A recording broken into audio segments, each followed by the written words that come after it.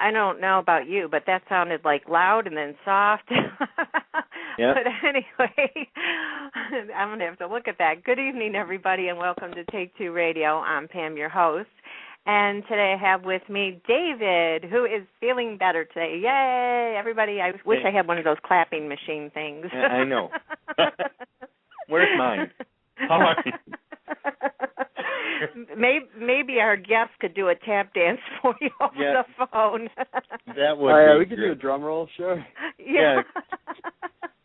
And speaking How are you, of everybody? How are you? Yeah, I think we're all here and accounted for. But today we welcome Andrew-j-Nemr, a tap dance extraordinaire and a choreographer.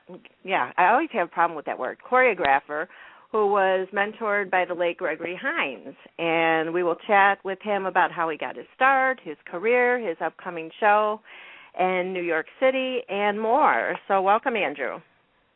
Hi, Pam. Thanks for having me. Oh, you're welcome. And thank you for taking time out of your busy schedule for joining us, too. Oh, my pleasure.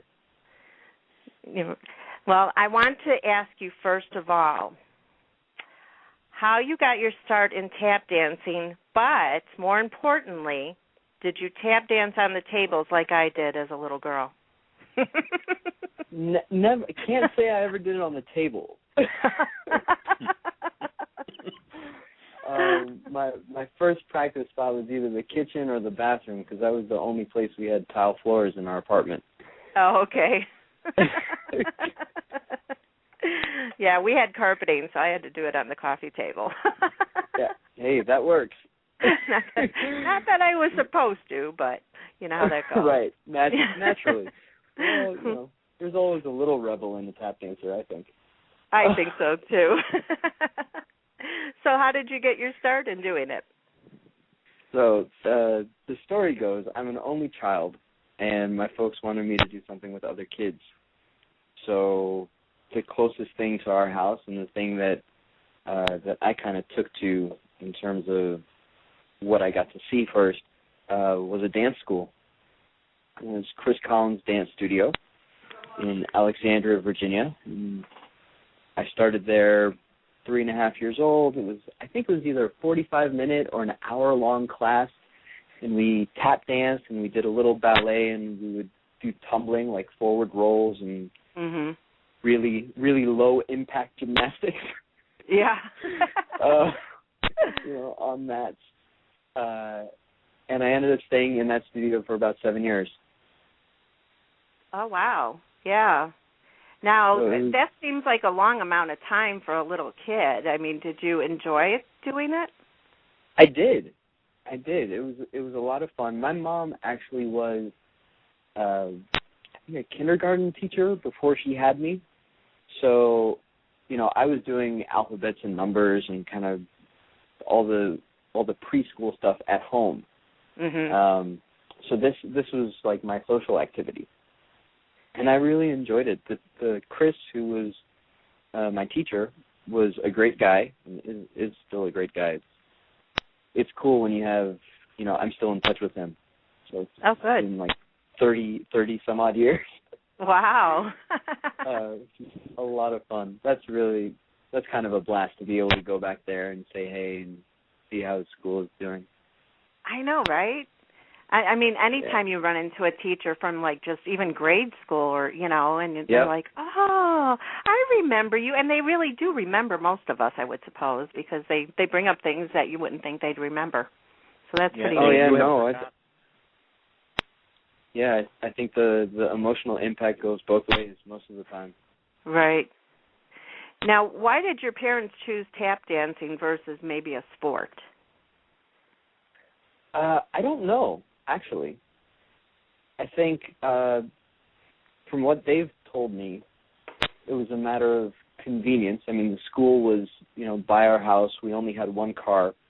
So just in case, one of my folks needed the car, the other one would walk me or we'd take the bus to dance class. And I don't know. At 3.5, I think sports was not kind of on the table.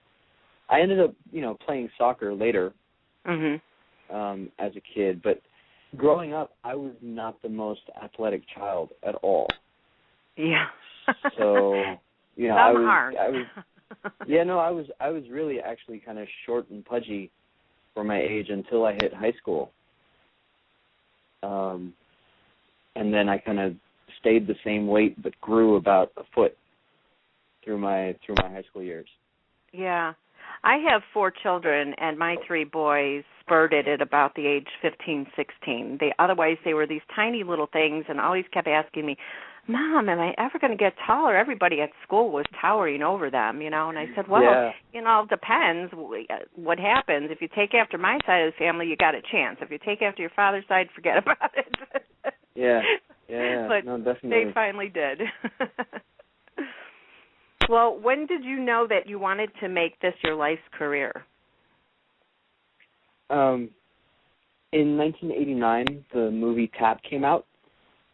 So I was about 9 years old, and the movie starred Gregory Hines and Sammy Davis Jr. and a young Savion Glover and a number of tap dancers who we consider kind of masters or legends.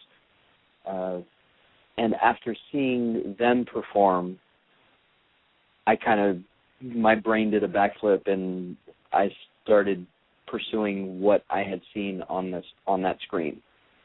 Oh, cool. Yeah, I was utterly in love with Greg and with all the older guys, Jimmy Slide, Steve Condos, Henry Latang was at the piano in this one scene, and the movie kind of bombards you with this immense talent pool who are all different, and they all have really larger-than-life personalities that come out through their dancing, too. Right. And as a 9-year-old boy coming out of dancing school where everybody is asked to kind of dance the same, and it was a huge shock to the system, and that's all I wanted to do from that point on. Well, I'm sure coming out of dancing school, you took more notice to what they were doing as far as their dancing versus somebody just watching it to watch a movie. You know, whether they liked Gregory Hines or Sammy Davis Jr. or somebody else, you probably noticed a lot more than any other person. Yeah, to be honest, I don't know. I think a lot of my path and a lot of my journey has been really intuitive. Okay. I don't know if I would have been able to tell you that, you know, the reason that I fell in love with this particular scene or with that particular movie is because I saw individuality and freedom and improvisation kind of, you know, exuded on this screen. At 9 years old, I was just like, I want to do that. Yeah. You know, luckily, and thankfully, I had a set of parents who kind of went along with the ride and said, "Oh, you want to do that now? Okay, well, what is that?" And I would say, "Well, I don't know what that is. It's just that." Like, okay, well, how is that different from what it is you're doing at your dancing school? I don't know. So there was a lot of research, and yeah, I mean, there's a lot of kind of digging in, and what I have to believe is just divine intervention to get me in the right place at the right time, so that I can experience some things. Well, you were mentored by Gregory Hines, who, of course, was well known for his tap dancing, and he was mentored by Sammy Davis Jr. You have a lot of history behind you. How did you end up meeting Gregory and getting mentored by him? So I met Gregory a year after I saw the movie Tap. Oh, wow. That's pretty fast. Yeah, I was 10 years old the first time I met Greg, and it happened, so this is the context. After I saw the movie, I made this entire plan in my head that I would pursue tap dancing and have this career, and maybe by the time I was 40, I'd be able to meet Greg, and then I'll have this amazing story that I could recount to him and say that he was kind of the spark that put me on this path. So that whole plan never happened. Within a year, I meet the guy, and I essentially have a 10-year-old version of a nervous breakdown because I'm, my folks are driving me from Alexandria, Virginia to New York because he's teaching in New York. He's teaching class. Mhm. And, they said it was cool for us to go, and they signed me up. And now I think it was about halfway in the middle of this car ride, I just completely break down because I just realized that my life goal at that moment in time was actually going to happen. Yeah. Oh, I can imagine, even being that young. Yeah, and I was going to meet Savion Glover in the same day, so it was just like compounding, right? compounding pressures or praises as it would happen. So that's the first time I met Greg, and for whatever reason, he took a liking to me. I remember at the end of the class, he kind of came up to my dad afterwards and asked him if I was his boy, and my father's like, yeah, that's my kid. He said, good kid, and then just turned around and kind of walked out. Well, okay, that left a lot to the imagination. Yeah, well, I mean, that's, there's in that world, if that happens, that's a big deal. All right. Somebody takes the time just to take notice when, they would have taught 40 or 50 people over the course of that day, and who knows how many other people that they're around outside of that specific event. And it took about 6 more years maybe until one day, I was chasing Gregory around essentially over those 6 years. So wherever he was, I would try and be, whether it was teaching class or he's performing or giving a talk somewhere, whatever the scenario was, I would try and be there. And then, I would ask him questions, he would ask me how I was doing, and finally one day he hands me his email address, and he said, be in touch. Wow. And that was the start of, I guess, what you would consider the mentorship. And sounding like maybe it probably grew into a friendship too, right? It definitely was, yeah.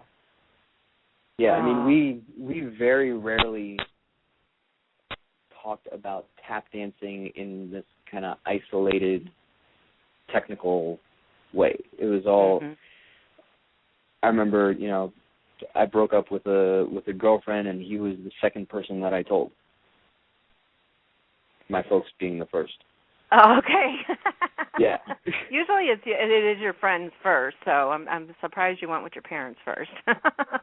Well, I mean, my folks and I are really close.